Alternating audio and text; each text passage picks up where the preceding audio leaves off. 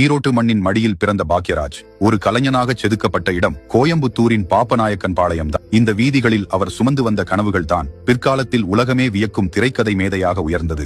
காகிதத்தில் அவர் கிறுக்கிய வரிகள் எல்லாம் வெள்ளித்திரையில் கவிதைகளாய் மாறின. அந்த 7 நாட்கள் முதல் முந்தானை முடிச்சு வரை அவர் தொட்டதெல்லாம் ரகம், அவர் சொன்னதெல்லாம் சகாப்தம். சினிமாவை வெறும் பொழுதுபோக்காக மட்டும் பார்க்காமல் வாழ்வியலின் நுணுக்கங்களை மிகச் சாதாரண மனிதர்களுக்கும் புரிய வைத்த மாயாஜாலக்காரர் அவர். ஒரு நடிகராக சிரிக்க வைத்தவர், ஒரு இயக்குனராக சமூகத்தை சிந்திக்க வைத்தார்.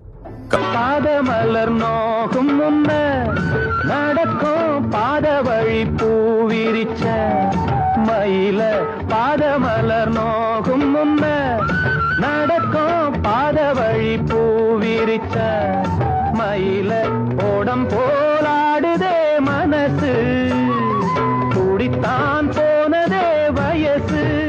மனிதனுக்கு எப்போ வேணா சாவு வரலாம், யாருமே நினைச்சு பார்த்திருக்க மாட்டோம்.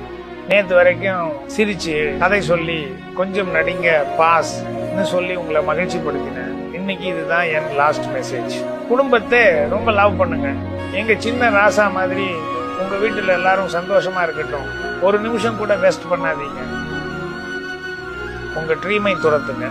ஆனா முந்தானை முடிச்சு மாதிரி குடும்பத்தை இறுக்கி பிடிங்க.